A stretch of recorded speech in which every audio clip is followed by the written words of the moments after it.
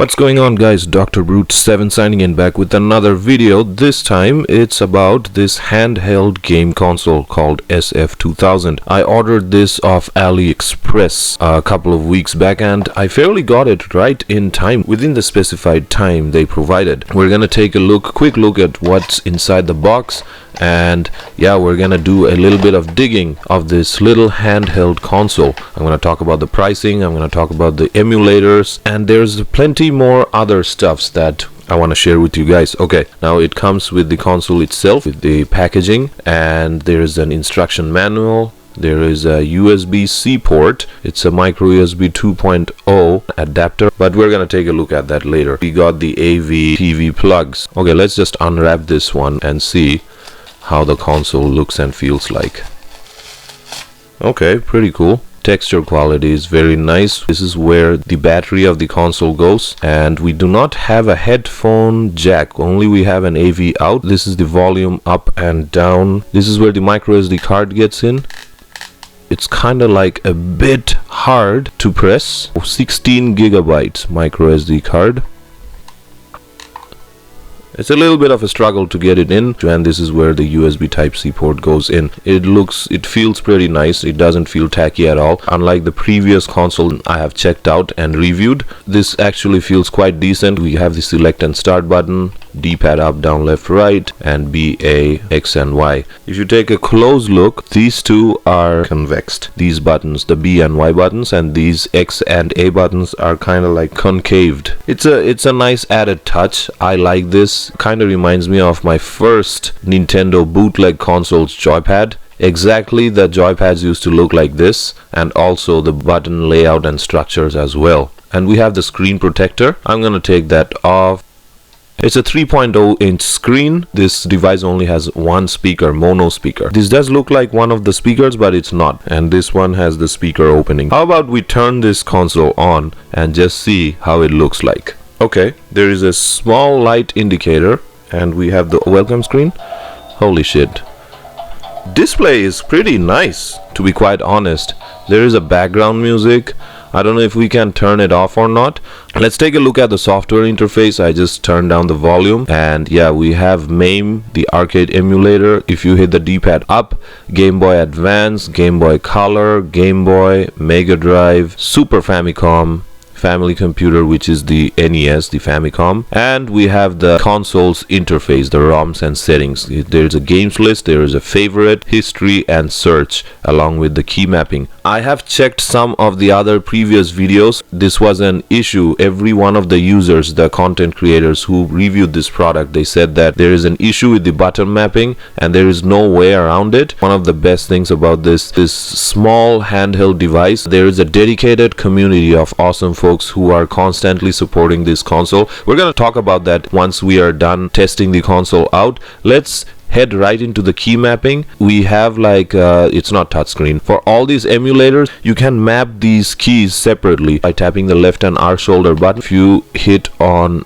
A, there's a couple of options that it gives you. You can assign these buttons by navigating using the D-pad and then just pressing on A. By using the analog stick, you can cycle through the buttons. So this is Turbo A and Turbo B. That's basically what it means. Assign the buttons according to your preference. Press the select button. It's going to take you back to the user settings. You can change the language from here, change the TV system from NTSC and PAL. There's a games list, there is a favorite. This device comes with joypads as well. However, I did not order the joypads. I love the software interface so far. What I'm seeing, it doesn't look tacky at all. It has its own dedicated software interface, and it's closed source. It's not open source, which is kind of making it a bit harder for the community to work on it or to modify the software that this device is running on. I'm going to talk about what else you would be able to do externally. Add ROMs. It comes with preloaded games. Press the start, it will bring up the games list, and press select, it will take you back to the main menu. Nice. It's very simple and easy to use. The SF-2000, widely known as the datafrog, uses a high-chip semiconductor single-core processor running at 810 MHz, an IPS display with 240 by 320 resolution rotated 90-degree clockwise to give it a 320 by 240 display. This results in screen tearing on majority of the games. The ABXY buttons are a clone of the original SNES controller buttons. The console looks like a SNES joypad, and as I have shown, I really like the concave and convex structure of the buttons. To be honest, the build structure of the console is great for the price tag and does not feel cheap at all. The button does not feel flimsy. However, I would have been a bit more happier if the D-pad would have been a bit on the softer side. My thumbs felt the stress after prolonged playtime on the console because the D-pad is a bit hard on the thumbs. When you're going to use the system save state features, the console seems to freeze up. So with certain emulators like the arcade or the Game Boy Advance, I would suggest, if it happens to you, giving it another try.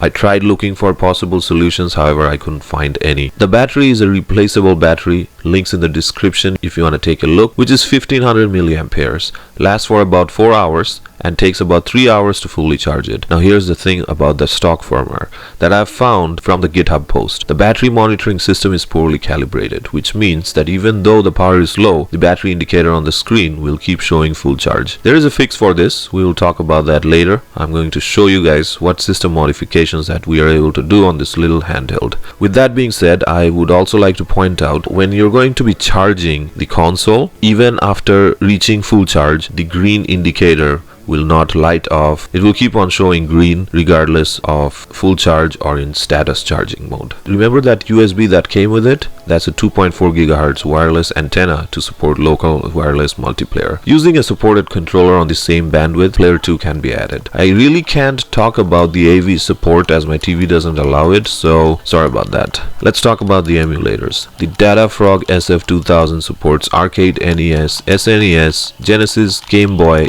Color, and Game Boy Advance ROMs. As an added bonus, it also supports Sega Master System ROMs. I'll show you guys how to add those ROMs. Most of the emulators works pretty well, with the exception of Game Boy Advance. It's a hit or miss with the Game Boy Advance emulator. However, I did try out Batman Begins, Ghost Rider. There seemed to be an issue with the save state of Ghost Rider. I tried to load the game froze. They happened to be running pretty okay. Contra Advance, on the other hand, was laggy. Spider-Man 2 had some sluggish FPS moments, so it's kind of like a mixed bag. SNES games have been pretty okay for me, at least the ones that I've tried. I've tried out some emulators on the PSP or the Vita where Mega Man X2 had some sluggish moments on the intro level boss. I didn't experience the same thing on this device. There is one thing, if you see that the games are running slow on the first run, I would suggest quitting the game and then running the game again. That seems to fix the issue. With that being said, it doesn't mean that you won't be experiencing issues with all the games. Now, the arcade emulator is surprisingly great. I've tried out several games from the list and all of them played very well. There have been slight sound stuttering issue with 1 or 2 titles, but that didn't hinder the gameplay performance at all. Sega Genesis was a good experience overall, along with the classic 8-bit NES. Game Boy and Game Boy Color games works amazing. Unfortunately, you won't be able to change the color palette of Game Boy. Overall, the emulation quality is quite decent on this super budget friendly handheld. For under $30, you just can't ask for more than what it manages to deliver. On the next video, I'll show you guys in details about the customizations that can be done on this son of a handheld. It will range all the way from calibrating the software that would show proper battery levels to installation of themes, changing of background music, and many more. This was my in-depth review of SF-2000 datafrog super wallet friendly handheld.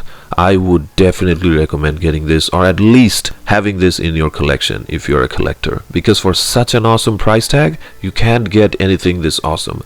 There are some more consoles on this price range.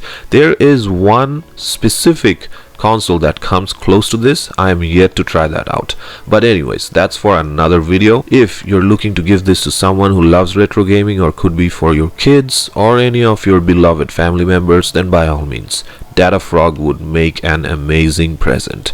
I did the groundwork not only in terms of the hardware review, but also got you the best link which you can use to place your order. If you think my review was helpful and my contents are helpful in general, then it would be great if you'd use the affiliate link. It would help me and my channel out by a great deal, and I would be able to deliver more contents like this. Now there is also the non-affiliate link posted. Please take your pick, whichever suits you the best. And don't forget to like and subscribe. I do some fun live streaming sessions. Why don't you drop by and all of us can have a little bit of fun together. I'll be seeing you guys on the next one. Dr. Brute 7 signing off. Peace.